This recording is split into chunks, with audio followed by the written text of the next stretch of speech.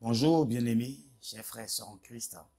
C'est pour moi un privilège et un honneur encore de partager la parole de Dieu avec vous. Avant de plonger nos regards, de lire le texte et de partager quelques éléments, je m'en vais vous inviter à prendre quelques minutes dans la prière. Prions le Seigneur. Éternel, notre Père et notre Dieu, ta parole est une richesse que tu nous as donnée. Elle est comme le marteau qui brise le rocher. Elle est le pain quotidien dont nous avons besoin pour grandir. Voilà pourquoi nous venons auprès d'elle encore, Seigneur, aujourd'hui, pour nous nourrir et grandir dans la foi. Seigneur, que tu sois un instrument de bénédiction pour toute personne qui suit cette vidéo, cette émission, et que elle, en retour, soit une bénédiction pour d'autres, ainsi que pour ma personne également. Que l'honneur et la gloire te reviennent à toi seul, au nom puissant de ton Fils Jésus. Amen.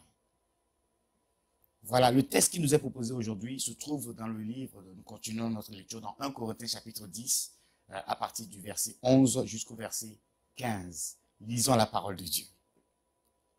Cela leur est arrivé à titre d'exemple et fut écrit pour nous avertir, pour nous pour qui la fin des siècles est arrivée. Ainsi donc, que celui qui pense être debout prenne garde de tomber. Aucune tentation ne vous est survenue qui n'ait été humaine. Dieu est fidèle et ne permettra pas que vous soyez tentés au-delà de vos forces. Mais avec la tentation, il donnera aussi le moyen d'en sortir pour que vous puissiez la supporter. Verset 14. C'est pourquoi, mes bien-aimés, fuyez l'idolâtrie. Je parle comme à des hommes intelligents. Jugez vous-même de ce que je dis. Parole du Seigneur. L'apôtre Paul commence en disant que ce qui est arrivé aux enfants d'Israël, aux pères des enfants d'Israël en Égypte, cela est arrivé à titre d'exemple. C'est un exemple pour nous, pour que nous puissions nous en inspirer. Pourquoi veux-tu tomber dans les mêmes erreurs que tes parents? Pourquoi veux-tu faire les mêmes bêtises que tes aînés, les gens qui ont vécu avec toi, avant toi, qui sont passés par ces chemins et qui te disent que non, quand tu fais ça, ça va te ramener à là. Non. Au contraire, la Bible nous a été donnée pour que nous puissions nous inspirer du comportement de ces personnes et que nous puissions éviter de se comporter de telle ou de telle manière. Donc, je veux t'encourager, avant de continuer un petit peu la suite de la méditation, je veux t'encourager à ne pas t'entêter quand tu vois que le chemin que tu es en train de prendre a été pris par quelqu'un et ça a donné un résultat que tu es en train de voir, un résultat désastreux. Ne t'engage pas dans ce chemin-là. Au contraire, détourne-toi-en. Cela est arrivé à titre d'exemple et fut écrit pour nous avertir. Nous pour qui la fin des siècles est arrivée. L'apôtre Paul est en train d'écrire ça, c'était il y a 2000 ans pratiquement qu'il est en train d'écrire ça. Mais ces écrits résonnent encore aujourd'hui. Nous sommes vraiment à la fin des temps. Il écrivait ça à son époque et où il disait que c'était déjà la fin des temps qui est arrivée. Mais nous sommes déjà dans la fin des temps. Le Seigneur est à la porte. Les signes sont évidents. Ne tergiversons pas. Ne nous laissons pas distraire. Parce que la distraction, comme nous l'avons vu hier dans la méditation, est une forme d'idolâtrie. C'est une forme d'idolâtrie qui ne nous rapproche pas de Dieu, mais bien au contraire nous éloigne de Dieu. Les deux versets centraux sur lesquels je vais m'attarder dans ce partage, c'est le verset 12. Il dit, ainsi donc, que celui qui pense être debout prenne garde de tomber. Que celui qui pense être debout. On peut penser être debout en réalité, mais on est sur le point de tomber. Car entre celui qui est tombé et celui qui est debout, c'est une question de temps et une question de perception des choses. Voilà pourquoi toi qui es debout, toi qui te maintiens dans la prière, je t'encourage à continuer cette marche-là. Toi qui continues de laver ta robe, continue de laver ta robe. C'est très très important. Prends garde de ne pas tomber. Prends garde de ne pas suivre l'exemple de celui qui est tombé à côté en disant que si lui aussi il est tombé, moi aussi je peux me permettre quelques écarts, il est où le mal?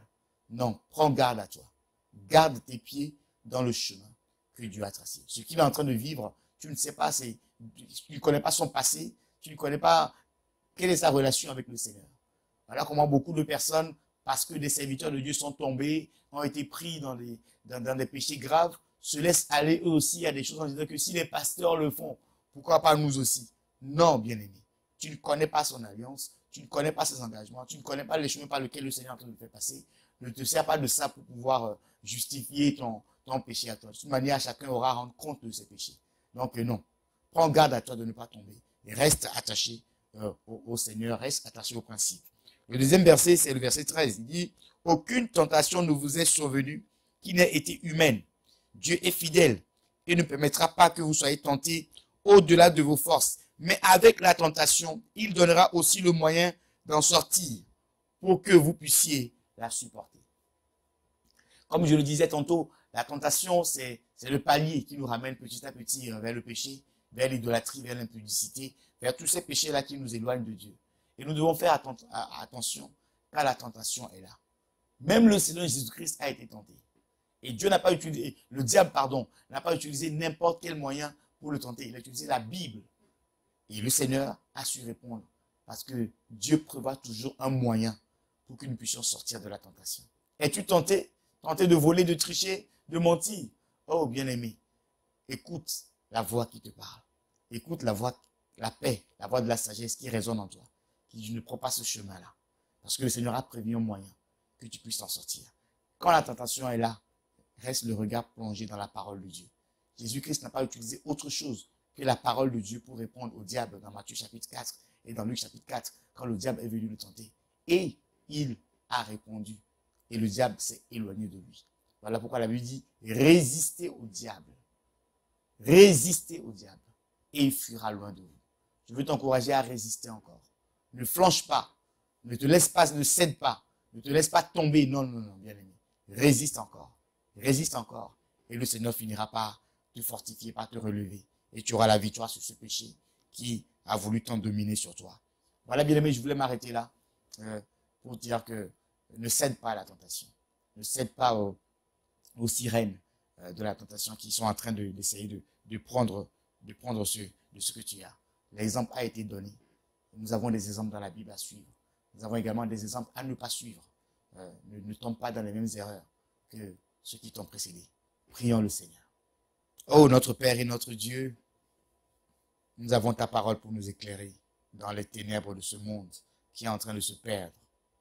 Seigneur, l'apôtre Paul l'a dit, ces choses ont été données à titre d'exemple pour nous qui vivons les temps de la fin. Donne à chacun de nous de plonger nos regards, de sonder les Écritures et de comprendre vraiment que nous avons besoin de cette parole. Seigneur, je lève ma voix pour toute personne qui est soumise à une tentation quelconque, qui est sur le point de flancher. Oh, donne la force.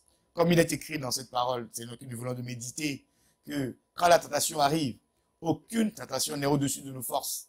Et quand ça arrive, tu prévois toujours le moyen de s'en sortir. Merci de nous aider, comme Moïse l'a dit dans le psaume 90.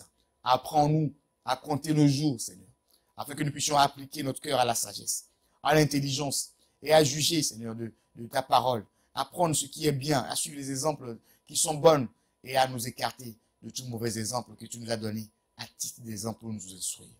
Nous nous abandonnons entre tes mains. Merci pour le privilège et la grâce que tu nous donnes de nous approcher de toi dans ta parole qui nous fait tellement du bien. Reçois l'honneur, la gloire qui t'est due. Au nom puissant de ton Fils Jésus. Amen. Voilà, chers amis, chers frères et sœurs en Christ, nous sommes arrivés au terme de notre méditation d'aujourd'hui. C'est pour moi un privilège et je vous donne un rendez-vous encore demain pour continuer cette méditation qui nous fait tellement du bien. Je vous encourage également à donner votre point de vue sur les réseaux sociaux, partager. Voilà. N'hésitez pas à nous suivre sur Maranatha Télévision sur YouTube. Nous sommes également présents sur la chaîne 142 de Orao Télécom, une chaîne à part entière. Que le Seigneur vous bénisse. À très bientôt. Ciao.